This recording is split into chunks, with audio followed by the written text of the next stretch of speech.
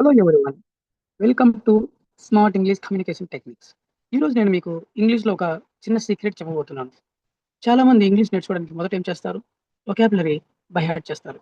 Come అంటే రావడం, go అంటే వెళ్ళడం, ఆస్క్ అంటే అడగడం, టెల్ అంటే చెప్పడం, ఇలా వందల పదాలు గుర్తుపెట్టుకుంటారు. కానీ ఒక క్వశ్చన్, ఇన్ని పదాలు గుర్తుపెట్టుకున్న తర్వాత నిజంగా ఇంగ్లీష్ మాట్లాడగలుగుతున్నారా? చాలా మంది ఆన్సర్ ఏంటంటే నో. ఎందుకు? ఎస్, ఈరోజు అదే విషయం తెలుసుకుందాం. మనం చిన్నప్పటి నుండి ఇలా నేర్చుకున్నాం. కమ్ అంటే రావడం, గో అంటే వెళ్ళడం, ఆస్క్ అంటే అడగడం, టెల్ అంటే చెప్పడం. ఇది తప్పని నేను చెప్పడం లేదు. కానీ స్పీకింగ్ కోసం ఇది సరిపోదు. ఎందుకంటే మనం మాట్లాడేటప్పుడు వెళ్ళడం అని అనుకోము. అడగడం, రావడం, ఓకే, చెప్పడం, ఇలా మనం అనము. మన బ్రెయిన్ యాక్షన్ గురించి ఆలోచిస్తుంది, గ్రామర్ గురించి కాదు. అందుకే మన కోర్సులో నేను ఇలా నేర్పిస్తాను. కమ్ అంటే రావడం కాదు. కమ్ అంటే రా, గో వెళ్ళు, ఆస్క్ అడుగు, టెల్ చెప్పు. ఎందుకంటే ఇవి కమ్యూనికేషన్ వర్డ్స్. ఇవి యాక్షన్ వర్డ్స్. మీరు ఎవరితోనైనా మాట్లాడేటప్పుడు ఉపయోగించే మాటలు. నేను ఒక చిన్న ఎగ్జాంపుల్ చూపిస్తాను. మీరు రెడీనా? ఎస్. కమ్, రా. డోంట్ కమ్, రావద్దు. ప్లీజ్ కమ్, దయచేసి రా. ప్లీజ్ డోంట్ కమ్, దయచేసి రావద్దు. ఇది ఒక సింపుల్ ఎగ్జాంపుల్. ఓకే, చూసారా? ఒక్క వర్డ్తో మనము 4 సెంటెన్సెస్ మాట్లాడాం. గ్రామర్ నేర్చుకున్నామా? నో. జస్ట్ ప్రాక్టీస్ చేశాను. ఓకే, ఇక్కడ నేను కొన్ని verbs, important verbs list out చేశాను. వీటి గురించి ఒకసారి ప్రాక్టీస్ చేద్దాం. Are you ready? Yes. So first example తీసుకుంటే మనకేముంది ఇక్కడ? రా. ఇక్కడ ఏంటంటే మనం చేయాల్సిన పని, మనకి ఎలాగో తెలుగు మీనింగ్ తెలుసు. సో తెలుగు మీనింగ్ మీరు ఎప్పుడైతే చూస్తారో రా అని, దీన్ని ఇంగ్లీష్లో ఎలా చెప్పాలి? ఇంగ్లీష్లో చెప్పాలనుకునే ముందర ఈ రా అనేదాన్ని, దాని యాక్షన్ గుర్తుంచుకోండి ఒకసారి. రా, ఇక్కడికి రా, ఇంటికి రా, స్కూల్కి రా. ఏదైతే మీరు రా అంటున్నారో దాని యాక్షన్ గుర్తుంచుకొని తర్వాత ఇంగ్లీష్లో ఏమంటారో ఇక్కడ చూడండి. రా, కమ్. అలానే ఆ యాక్షన్ వద్దు అంటే ఆపోజిట్ అనమాట. రా అంటే రా, రావద్దు అని చెప్పాలి. ఇంగ్లీష్లో ఎలా చెప్పాలి? వద్దు అనే మాటని ఇంగ్లీష్లో ఏమంటారు? డోంట్. డోంట్. ఓకే, డోంట్ అంటే వద్దు. మనకి రా అంటే కమ్. డోంట్ కమ్ అంటే రావద్దు. అలానే ప్లీజ్ కమ్, ఇది పొలైట్గా ఒక పని చెయ్యి, ఒక పని మనము వేరే వాళ్ళకి చెప్పడం అనమాట. ఆ పని చెయ్యని పొలైట్గా అంటే రిక్వెస్ట్ఫుల్గా అడగడం.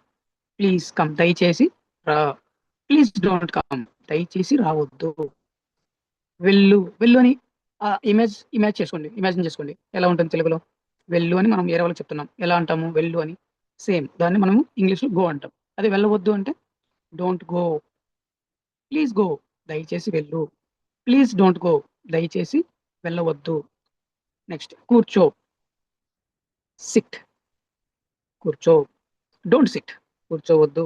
ప్లీజ్ సిట్, దయచేసి కూర్చో. ప్లీజ్ డోంట్ సిట్, దయచేసి కూర్చోవద్దు. నిలబడు. స్టాండ్, నిలబడు. డోంట్ స్టాండ్, నిలబడవద్దు. ప్లీజ్ స్టాండ్, దయచేసి నిలబడు. ప్లీజ్ డోంట్ స్టాండ్, దయచేసి నిలబడవద్దు. తీసుకో. ఇంగ్లీష్లో ఏమంటాం? తీసుకొని, తీసుకో అంటే టేక్. టేక్, తీసుకో. డోంట్ టేక్, తీసుకోవద్దు. ప్లీజ్ టేక్, దయచేసి తీసుకో. ప్లీజ్ డోంట్ టేక్, దయచేసి తీసుకోవద్దు. ఇక్కడ నుంచి మనం ఏం చేద్దామంటే జస్ట్ ఫస్ట్ మీనింగ్ ఒకటే తెలుసుకుందాం తెలుగులో. తర్వాతవన్నీ యాజ్ గా ఇంగ్లీష్లోనే థింక్ చేద్దాం, ఇంగ్లీష్లోనే మాట్లాడదాం. ఓకే, అది ఏమవుతుందంటే ఇక్కడ ఉన్నవన్నీ నేను ప్రతి సెంటెన్స్ని ట్రాన్స్లేట్ చేస్తే మీ బ్రెయిన్ కూడా తెలుగు నుంచి ఇంగ్లీష్ లేదంటే ఇంగ్లీష్ నుంచి తెలుగు ఈ ట్రాన్స్లేట్కి అలవాటు పడిపోతుంది. సో మనకు కావాల్సిందంటే ఇక్కడ జస్ట్ తెలుగుకి ఇంగ్లీష్ వర్డ్ ఏంటి, తెలుగులో అన్న పదాన్ని ఇంగ్లీష్లో ఎలా అంటాము అనేది ఒక్కటి తెలిస్తే చాలు. రిమైనింగ్ సేమ్ ప్యాటర్న్ ఏంటి ఇక్కడ? డోంట్ అంటే వద్దు, ఆ పని చేయవద్దు అని చెప్పడానికి డోంట్ అంటున్నాము. దయచేసి అంటే రిక్వెస్ట్ఫుల్గా మాట్లాడడానికి ప్లీజ్ యాడ్ చేస్తున్నాము. రిక్వెస్ట్ఫుల్గా ఆ పని చేయవద్దు అనడానికి ప్లీజ్ డోంట్ అని యూజ్ చేస్తున్నాం. సో ఫస్ట్ ఏదైతే యూజ్ చేస్తున్నామో సేమ్ అదే అదే యాక్షన్ వర్బ్ని మనం యూజ్ చేస్తాం. టేక్, తీసుకో. డోంట్ టేక్, తీసుకోవద్దు. ప్లీజ్ టేక్, దయచేసి తీసుకో. ప్లీజ్ డోంట్ టేక్, దయచేసి తీసుకోవద్దు. ఇవ్వు, give, don't give. Please give, please don't give. తీసుకురా, మీకు యాక్షన్ గుర్తుకు రావాలి. తీసుకురా అని మీరు ఎలా చెప్తారు? దాన్ని ఇంగ్లీష్లో ఎలా అంటారు? బ్రింగ్. సేమ్ యాజ్ ఇట్ ఈస్గా వాడేసేయండి అంతే. ఎదురుగా ఒక పర్సన్ ఉన్నాడు, ఆ పర్సన్కి చెప్పండి బ్రింగ్ అనండి అంతే. మీరు వస్తువుని చూపించాలి ఇక్కడ. ఓకే, ఒక వర్డ్తోనే మనం వేరే వాళ్ళతో కమ్యూనికేట్ చేయొచ్చు. బట్ ఏం తీసుకురావాలో మీరు ఆ వస్తువుని చూపించాలి ఆ పర్సన్కి.